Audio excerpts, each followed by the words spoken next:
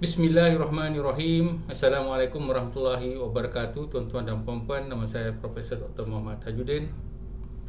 Dan pada video kali ini saya ingin membuat ulasan terhadap apakah tahap sensitiviti Rasulullah SAW, iaitu Nabi Muhammad, Nabi kita, Nabi orang Islam, terhadap ugutan serta penghinaan terhadap dirinya. Saya juga akan mengulas beberapa cerita tentang para sahabat yang juga menghadapi apa yang dikatakan penghinaan terhadap diri mereka.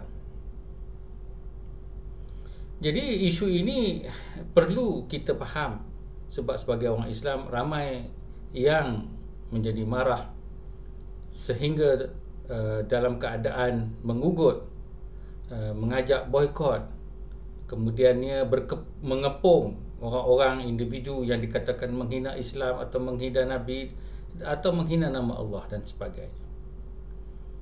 Mengikut orang-orang Melayu ini bahawa perbuatan semua ini adalah satu perbuatan yang mendapat pahala yang besar sebab mereka menjaga kesucian Islam, kesucian nama Allah.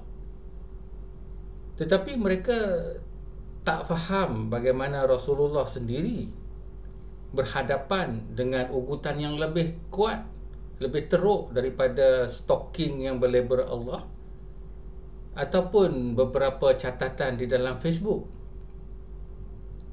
Jadi saya ingin mengingatkan orang-orang Melayu yang sayang kepada Islam, sayang kepada Nabi, sayang kepada Allah, untuk merendung kembali tindakan mereka. Adakah mereka itu berlaku benar dan mendapat pahala, ataupun mereka meraih dosa-dosa yang cukup besar sehinggakan di akhirat nanti kemungkinan besar mereka akan diminta untuk mohon maaf kepada orang-orang yang bukan Islam, yang tidak berdosa, di mana mereka dituduh tanpa apa-apa bukti. Jadi kalau kita lihat di sini beberapa kisah Rasulullah di dalam sejarah yang ramai kita tahu dan ramai juga yang tak tahu, sebab kita ni jenis tak baca, tidak belajar selepas sekolah. Kononnya sekolah tu dah cukup, pergi belajar dengan ustaz dah cukup. Jadi kalau kita membaca sejarah Rasulullah SAW, kita akan hadapi satu cerita di mana Abu Sufyan dan Hindun telah berpakat untuk membunuh Hamzah, iaitu pakcik Nabi Muhammad, yang menjadi seorang penyokong kuat dan juga seorang pahlawan yang kuat yang memberi inspirasi kepada ramai orang-orang Islam di Madinah ketika itu.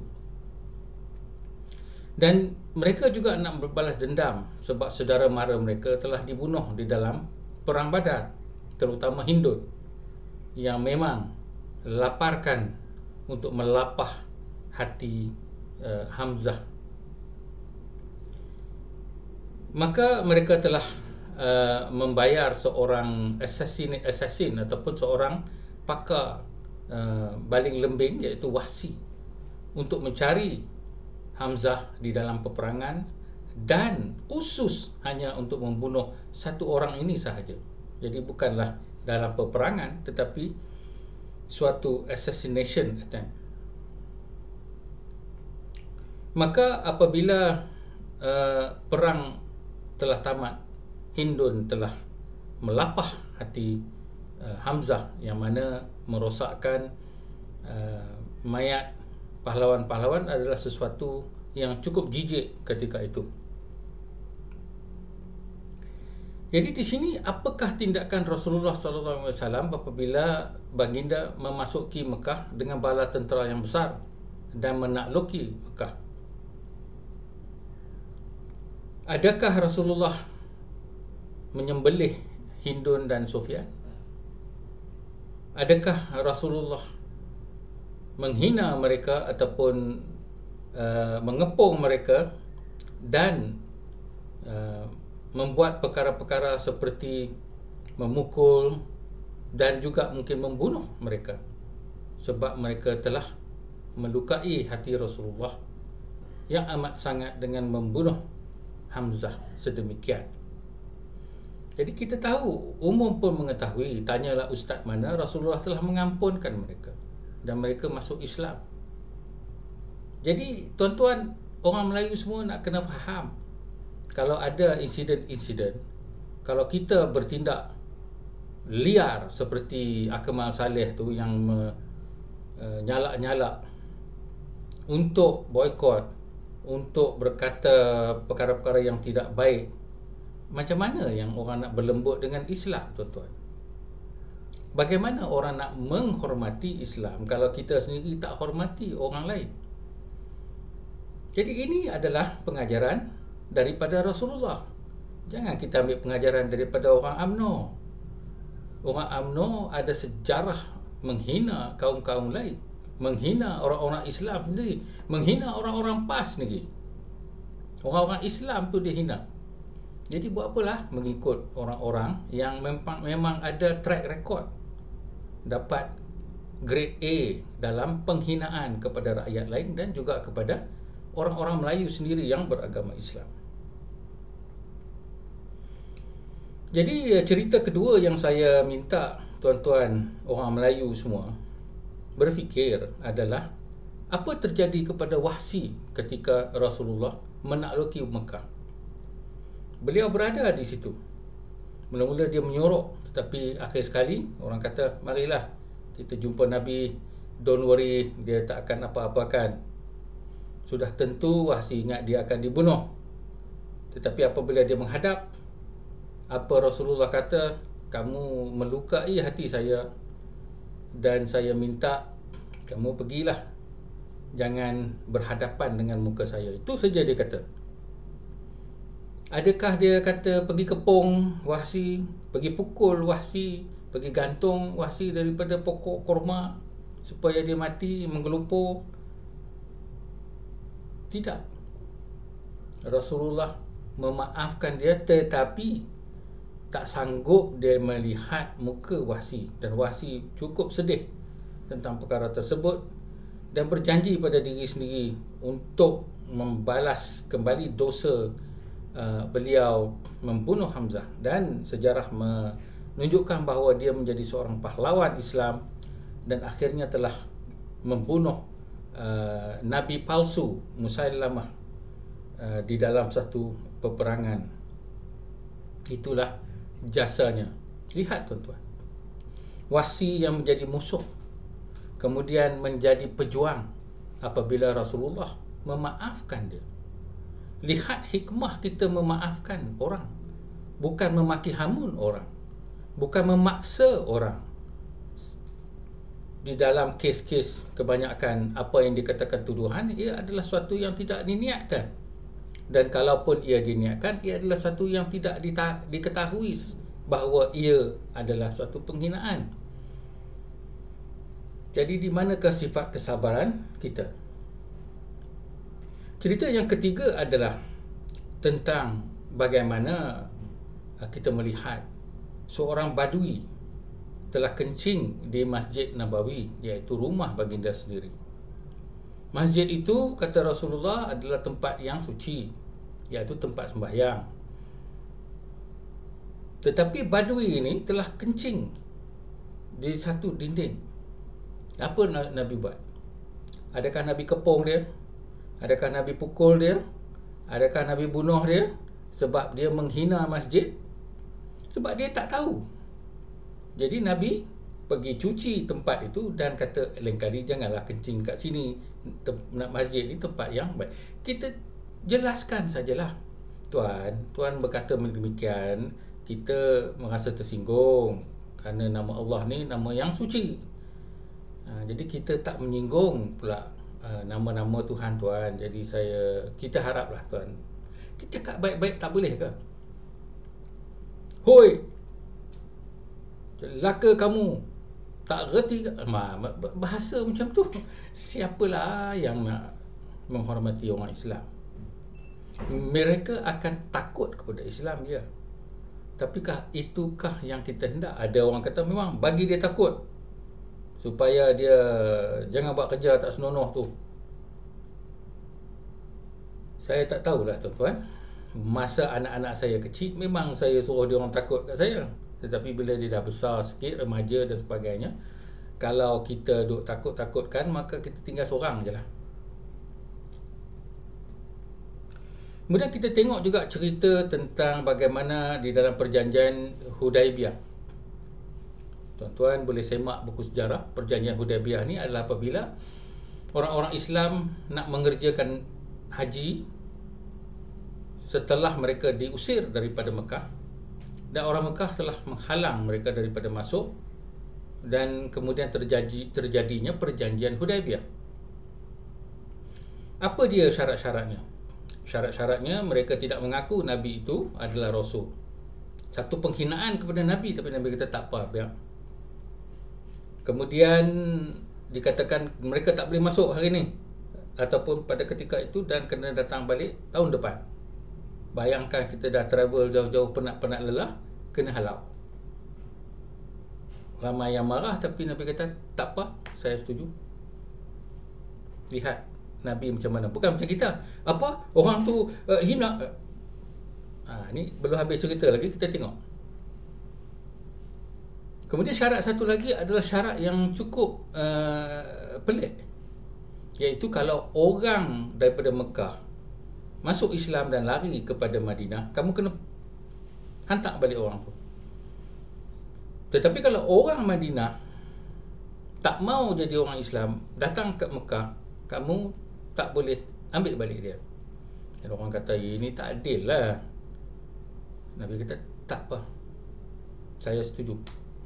Dan ketika itu terjadi peristiwa, setelah Nabi menandatangani perjanjian, seorang dari Islam yang masuk Islam, yang telah diseksa dan dipenjarakan di Mekah atau ditahan di Mekah, dia dapat melepaskan diri dan dia berlari ke arah orang-orang Islam dan sampai ke kemah orang Islam, dan orang-orang kafir Mekah mengatakan, tengok, kamu dah sign perjanjian, this fellow must come back. Siapa yang nak bagi orang yang kena seksa? Tapi Nabi kata, silakan ambil dia balik. Jadi kita tengok bahawa peristiwa ini Nabi cukup bersabar, dan kita lihat setelah itu ada gencatan sehingga 10 tahun, maka Islam tersebar luas dan banyaklah hikmah-hikmah terjadi daripada perjanjian tersebut. Jadi kalau kita lihat apa yang dirasai sebagai penghinaan kepada kita, boleh menjadi hikmah kepada kita. Bukanlah saya nak galakkan orang menghina kita, itu tidak. Orang pun pandai, orang pun belajar. Berapa kali yang orang dikatakan hina? Saya kata 90% kes-kes menghina tu, dia pun tak tahu dia menghina. Jadi di situ kita lihat bahawa bagaimana Nabi memain peranan sebagai seorang manusia yang mempunyai kemaafan yang tinggi, sifat kemaafan yang tinggi. Kita nak ukur dengan Nabi itu macam mana? Benda kecil kita tak tahu hujung pangkal pun. Betul ke KK Mat ni dia menghina? Apa dia sejarah dia menghina? Saya pun tak pernah dengar kata KK Mat, sekali ni je. Kemudian stocking pula ada berapa pasang je daripada beratus-ratus stocking. Kemudian kepada 2 atau 3 outlet sahaja daripada 800. Apa dia? Niat apa ni? Tetapi dalam kes Rasulullah, niat untuk membunuh Rasulullah, niat untuk menghancurkan Islam itu jelas. Tetapi Rasulullah bersabar, tambah memberi maaf lagi. Jadi kita lihat 2 kes lagi di mana Rasulullah telah pergi ke Taif apabila dia tidak mendapat sambutan di Mekah. Dan di Taif, mula-mula orang-orang besar tu buat-buat dengar-dengar je lah. Dan apabila dia nak pulang dan sedang berjalan balik, disuruhnya budak-budak muda-muda ni baling batu, ejek dia dan sebagainya, sampailah berdarah hingga darah masuk ke sepatu. Sepatu tu kira kasut dia lah. Dan apabila Rasulullah pengsan dan bila dia sedar, dan dia berdoa kepada Allah. Dikatakan dalam cerita itu bahawa Jibril turun dengan bala tentera nak menghapuskan Taif. Tapi Rasulullah kata, jangan buat begitu. Mungkin mereka ni semuanya adalah orang yang muda-muda dan tak faham. Mungkin juga saya ni buat dakwah tak berapa betul dari sudut susun kata dan sebagainya. Biarlah mereka. Saya ni diturunkan untuk mercy to mankind, ataupun untuk menunjukkan kasih sayang, sifat kemaafan. Saya bila baca tu meleleh air mata. Dan apabila saya lihat komen-komen dalam YouTube saya daripada orang Melayu pun, mungkin taklah meleleh mata, tapi sedih itu adalah menunjukkan sayangnya mereka ini kepada Islam, tetapi jahilnya mereka ini terhadap agama sendiri. Jadi saya mengambil sifat kesabaran Rasulullah dan saya jawab tuduhan, fitnah, ejekan kepada saya, kata Profesor Kangkung dan sebagainya. Tak kenal pun CV saya yang 170 muka surat, tak pernah tengok, tapi katanya Profesor Kangkung. Pernahkah saya seperti setengah profesor ada case plagiarism? Tak ada. Kangkung kat mana tu? Jadi di sini saya bersabar sebab dosanya kepada orang yang menyebut. Orang menyebut, tuan-tuan tak faham. Kalau dah baca kitab Bencana Lisan, saya dah bila baca kitab Bencana Lisan daripada Ihya Ulumuddin Imam Ghazali, saya cukup takut nak sebut apa-apa. Dan setelah itu saya nak cakap pun saya kena susun kata elok-elok. Dan saya tak pernah ejek orang. Dan lagi pula nak menuduh orang tanpa bukti apa-apa. Jadi kita lihat satu cerita lagi di mana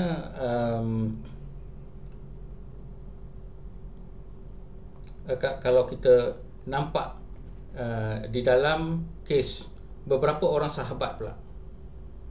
Kalau kita tengok di sini bahawa satu lagi kes Nabi yang baru saya ingat, iaitu satu ketika Rasulullah dan Aisyah sedang duduk dan seorang Yahudi lalu dan dia bagi semacam salam, tapi sebenarnya salam tu adalah salam yang bunyi macam salam tapi sebenarnya menghina Nabi.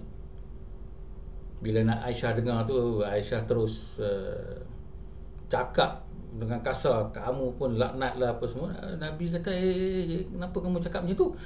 Dia pergi hina kamu. Asalkan lain kali kalau orang kata macam tu, dia kata, kamu cakaplah Assalamualaikum. Maknanya atas kamu benda yang sama. Tapi cakap dengan baik lah. Apa-apa yang dia cakap tu, kalau baik, baik juga kepada dia. Kalau apa-apa dia cakap tu buruk, buruk balik kepada dia. Tak ada kita nak baling batu, tak ada kita nak suruh orang kepung dia, tak ada suruh boykot dia punya bisnes. Kena ajar kepada orang UMNO sikit. Ini cerita-cerita semua kena belajar balik tuan-tuan. Kalau tidak, kita dosa lebih banyak dekat masa dalam bulan Ramadan ni.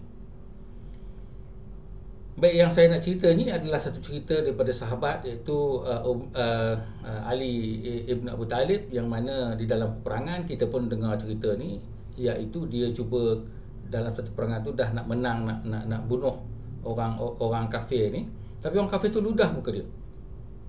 Dan terus dia stop, berhenti, tangan dia berhenti. Dan dia walk away, pergi berjalan. Orang tu kata, kenapa kamu tak bunuh saya? Kamu dah nak menang lah. Sebab dia kata, masa kamu ludah tu, saya rasa marah kepada kamu dari sudut peribadi. Jadi saya tak berani bunuh kamu, sebab kalau tidak saya berniat ke atas diri saya dan bukan kepada Islam. Jadi ini satu contoh macam mana kita ni berniat kepada diri kita je, ego kita ke, ataupun nak dapat kita undi orang Melayu banyak ke kepada parti kita, ataupun benar-benar kita nak orang kata protect Islam. Saya rasa yang orang UMNO yang menyalak-menyalak ni, dia nak undi pada dia je. Sekarang UMNO menjadi sangat popular. Sebab apa? Sebab dia membuli satu golongan kecil. Bukan saja orang golongan dikatakan tauke besar, tapi yang 5,500 pekerja ni pun ada orang Melayu, ada orang Cina, ada orang India.